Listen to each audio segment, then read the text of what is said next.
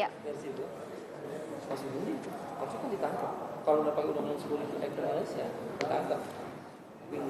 Terima kasih Anda masih bersama kami pemirsa di Talk to iNews. Dan pemirsa, ribuan buruh di 3 kota di Jawa Timur menggelar konvoi bersama menuju ke Surabaya, Jawa Timur untuk berunjuk rasa di depan kantor Gubernur Jawa Timur. Dan sementara itu di Cilacap, Jawa Tengah juga ribuan buruh berunjuk rasa di kantor Disnaker Cilacap untuk menolak masuknya tenaga kerja asing.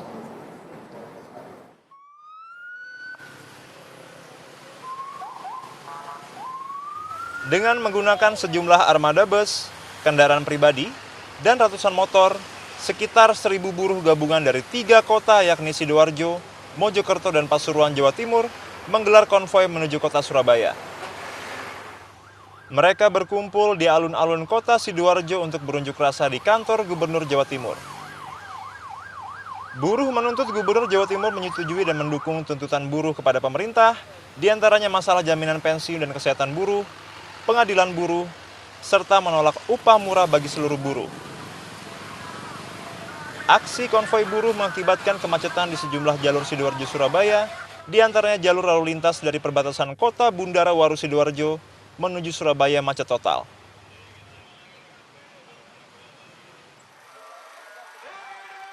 Sementara ribuan buruh yang tergabung dalam Forum Komunikasi Serikat Pekerja Cilacap, Jawa Tengah menggelar demo di kantor Dinas Tenaga Kerja dan Transmigrasi menolak masuknya tenaga kerja asing. Mereka menilai masuknya tenaga kerja asing terutama dari Cina telah menyerobot lahan pekerjaan pekerja lokal. Selain itu, buruh menuntut pemerintah memperketat pengawasan terhadap tenaga kerja asing karena mereka dinilai memiliki kemampuan yang sama dengan pekerja lokal. Dari Sidoarjo dan Cilacap, tim MNC Media memberitakan. Ya, sementara itu kalangan pengamat menilai bahwa aksi yang dilakukan oleh kawan-kawan buruh pada hari ini adalah merupakan reaksi atas kondisi ekonomi yang berlangsung di Indonesia. Dan pengamat pun menilai bahwa pemerintah harus bergerak dengan cepat untuk mengambil kebijakan terkait dengan melemahnya nilai tukar rupiah.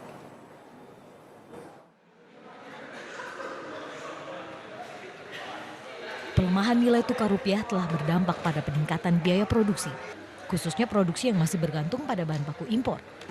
Dengan meningkatnya biaya produksi dan terjadinya perlambatan ekonomi, maka pemutusan hubungan kerja pun dilakukan. Pengamat ekonomi Indef Eni Srihartati mengatakan demo buruh yang terjadi hari ini merupakan reaksi atas tindakan pemerintah yang kurang responsif dalam menanggapi perlambatan ekonomi dan pelemahan nilai tukar rupiah. Gerakan masif ini akan berpengaruh pada iklim usaha termasuk dunia investasi di Indonesia. Selain itu, Eni memperingatkan pemerintah agar segera mengambil langkah kebijakan untuk mitigasi resiko. Di antaranya melakukan dialog yang bisa mempertemukan puluhan buruh dan dunia usaha, serta pemerintah harus segera meluncurkan paket kebijakan stimulus ekonomi. Dari Jakarta, Nisa Absari, Irfandi, MNC Media memberitakan. Ya, kita ke berita lain, pemirsa. Hari ini Presiden Joko Widodo menerima 8 calon pimpinan KPK yang sudah diserahkan oleh Pansel KPK. Dan 8 nama tersebut dikirimkan ke Presiden Joko Widodo ke DPR untuk menjalani fit and proper test. Oh, sekarang sudah? Iya.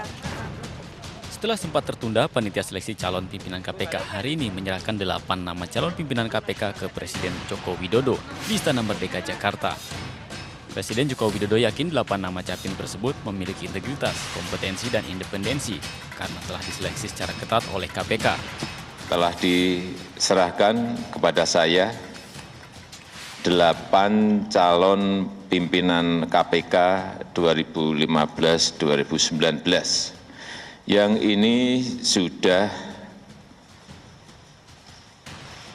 diseleksi berdasarkan integritas, berdasarkan kompetensi, berdasarkan leadership, berdasarkan independensi, dan juga pengalaman yang terkait dengan hal-hal yang berkaitan dengan pemberantasan korupsi. 8 nama yang lolos dibagi dalam 4 bidang, yaitu pencegahan, penindakan, manajemen, serta supervisi dan koordinasi. Untuk Capim dalam bidang pencegahan yaitu Saud Situmorang, staf ahli kepala BIN. Saud juga menduduki jabatan Direktur PT Indonesia Cipta Investama yang kemudian dipertanyakan pansel KPK. Namun Saud mengatakan perusahaan itu hanya untuk penyamaran saja, bukan menangani proyek.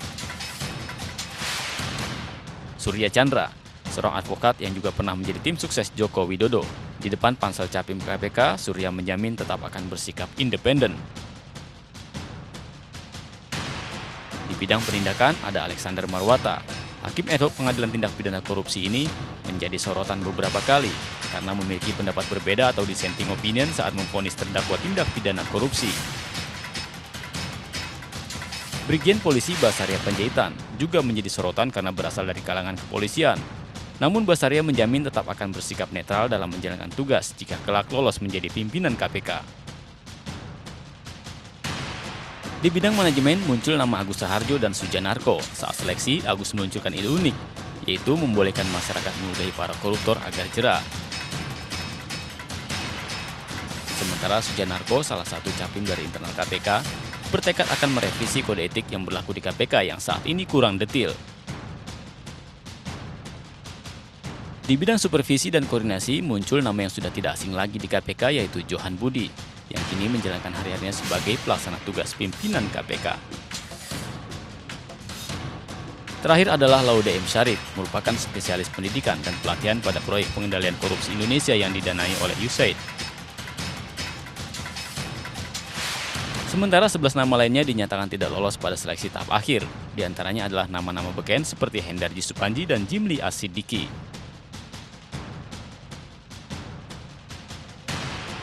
Dari Jakarta, Ahmad Muhammad Salim dan Yusuf Stefanus memberitakan.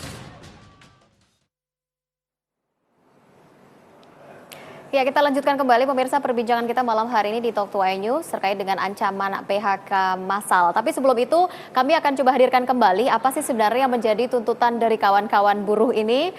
Kalau tadi mungkin sudah disampaikan oleh Pak Said, ada 3 sebenarnya faktor utama. Namun yang disampaikan siang hari tadi juga sebenarnya ada 7 begitu ya yang terkait begitu ya.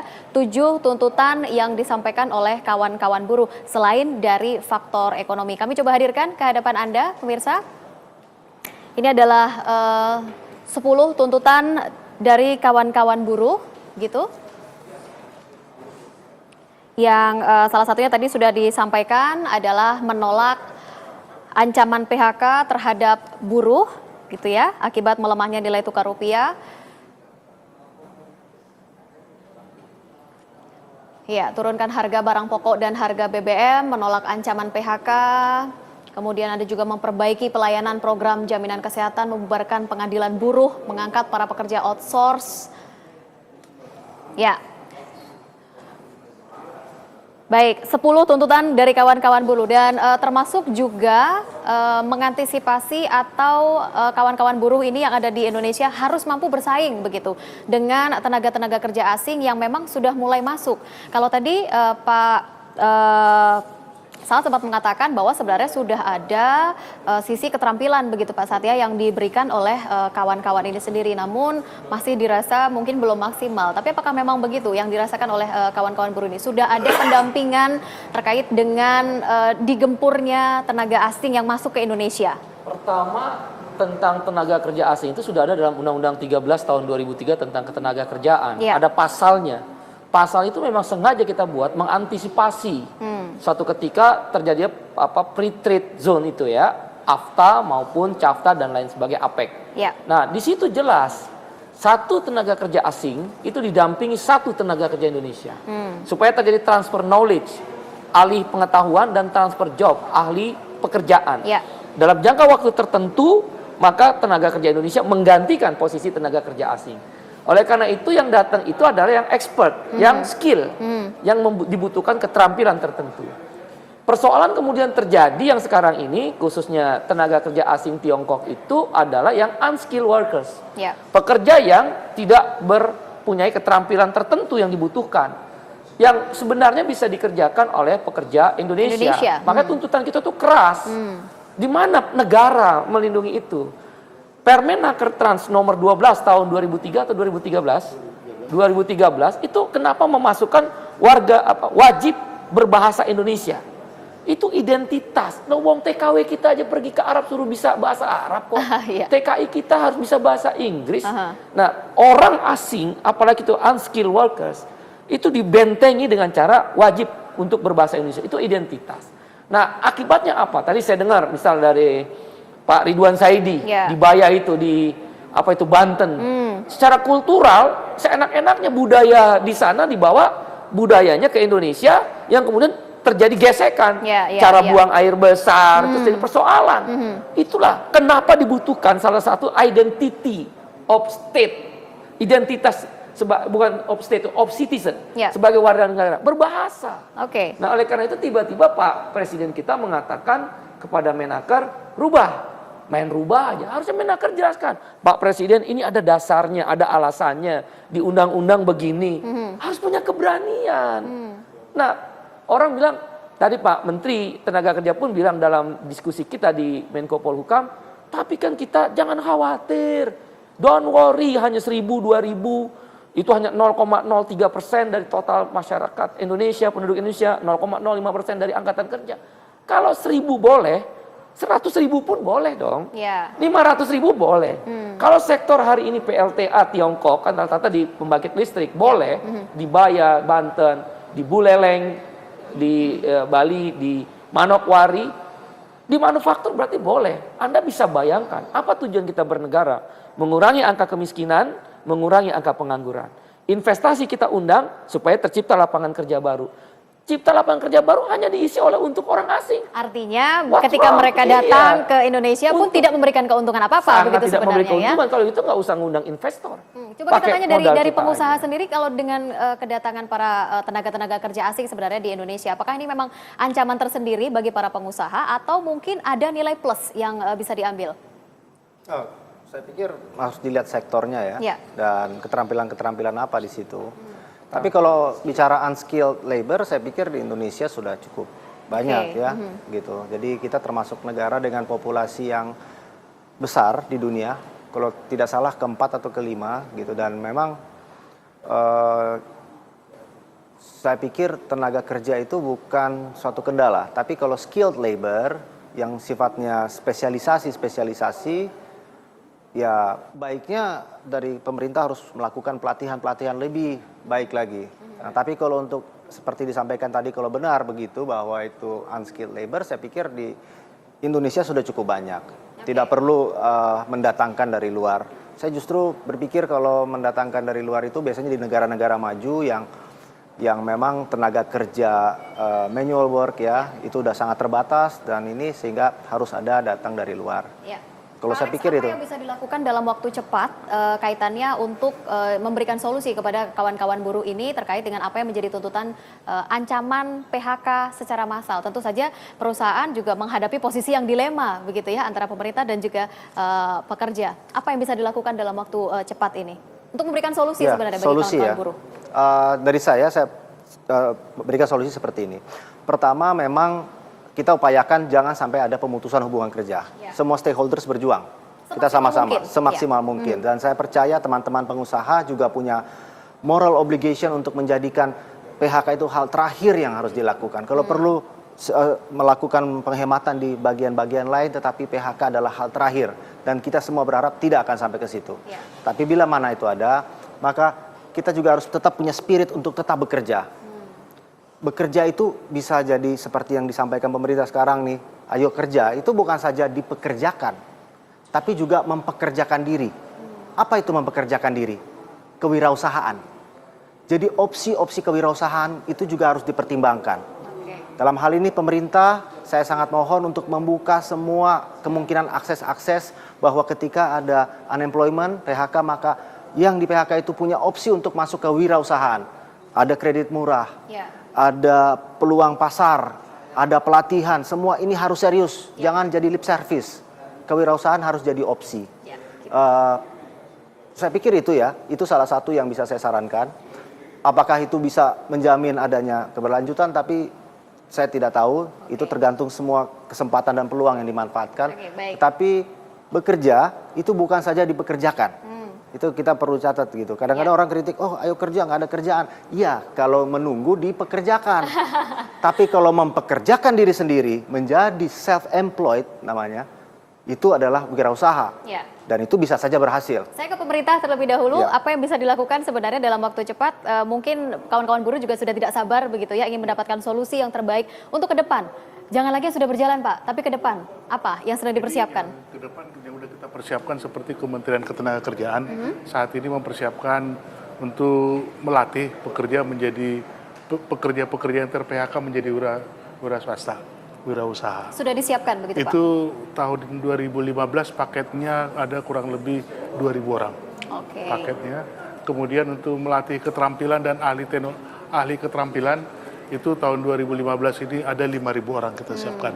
Jadi itu memang udah kita siapkan program-programnya untuk tahun 2015 ini.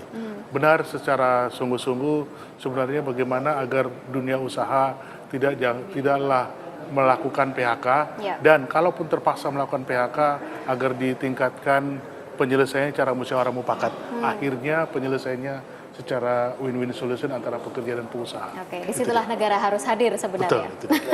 Baik Bapak-Bapak, terima kasih. Dan tentu saja kami mengucapkan terima kasih juga untuk kawan-kawan buruh yang sudah melakukan aksinya. Kita memberikan apresiasi begitu ya, sudah melakukan aksinya dengan baik dan lancar. Walaupun semua sempat khawatir dengan banyaknya atau ribuan massa gerakan serentak di seluruh Indonesia begitu ya, tapi aksi bisa berjalan dengan baik, lancar, aman dan damai. Itu yang terpenting sebenarnya. Tapi satu sisi kita juga mengapresiasi dari pihak pemerintah sudah mau bertemu begitu ya dengan kawan-kawan buruh secara langsung untuk memberikan solusi dan lain-lain dan sebagainya, memfasilitasi juga walaupun ada ketidakpuasan sebenarnya dari Pak Said dan kawan-kawan. Terima kasih Bapak-bapak sudah hadir pada malam hari ini dan semoga ada solusi yang tepat untuk apa yang menjadi tuntutan dari kawan-kawan buruh. Baik pemirsa, kita masih akan hadir kembali ke hadapan Anda Talk to iNews dengan topik yang berbeda. Kalau di awal kita membahas kekhawatiran dari kawan-kawan buruh, kali ini kita akan membahas kekhawatiran dari warga Jakarta yang terancam gusur dari Pemprov DKI Jakarta. Sesaat lagi di Talk to iNews.